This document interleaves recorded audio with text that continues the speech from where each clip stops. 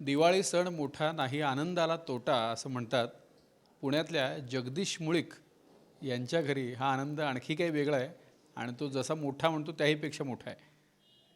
दिवाळीच्याच आठवड्यात अत्यंत चांगली बातमी त्यांच्या घरात मिळाली आणि जगदीश आमदार झाला.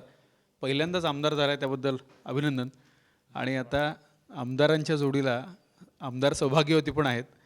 आमदार सौभाग्यवती म्हणून पहिली दिवाळी कशी आहे तुमची?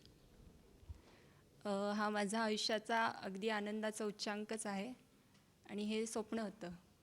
खूप ते पूर्ण झाल्यासारखं वाटतं. आतापर्यंतच्या लग्नाला 5 वर्ष झाल्यानंतरची सगळी दिवाळी आनंदात गेलीच असेल, तर त्यातला दिवाळ सण आणि आजचा दिवाळ सण काय फरक आहे?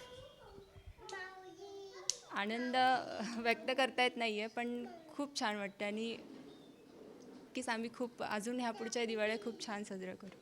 ती तर सगळ्यांची इच्छा आहेच की त्यापेक्षा मोठी दिवाळी साजरी करावी आणि आणखी पदं मिळावीत. तुला काय वाटतं नेमकं पहिल्यांदा आमदार झाल्यानंतरची आताची दिवाळी? खरं तर ही दिवाळी सगळ्या नागरिकांच्या दृष्टीने चांगली आहे. या मतदारसंघाने विकासाच्या बाजूने कौल दिला आहे, स्वच्छ प्रतिमेच्या व्यक्तीला निवडून दिलं आहे.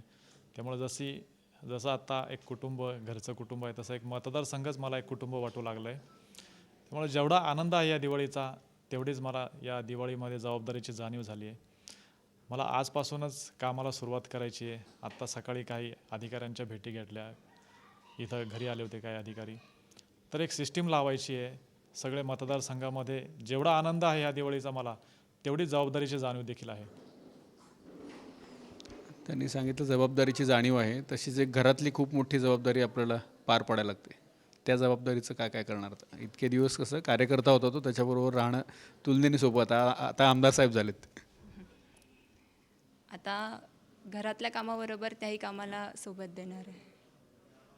आणि त्याही गोष्टीला शुभेच्छा. आमच्या पहिली दिवाळी अत्यंत आनंदात असेल असं म्हणतायत, कारण आता आमदार झाल्यानंतरची दिवाळी आहे आणि आता आमदार साहेबांना बाहेरची खूप जबाबदाऱ्या पार पाडाव्या लागणार. त्यामुळे घरातली जबाबदारी ही आमदार सौभाग्यवती मेघा यांच्यावरती आहे आणि त्या पार पाडतील असा विश्वास जसा लोकांना आहे तसाच बाकीच्याही सगळ्यांना.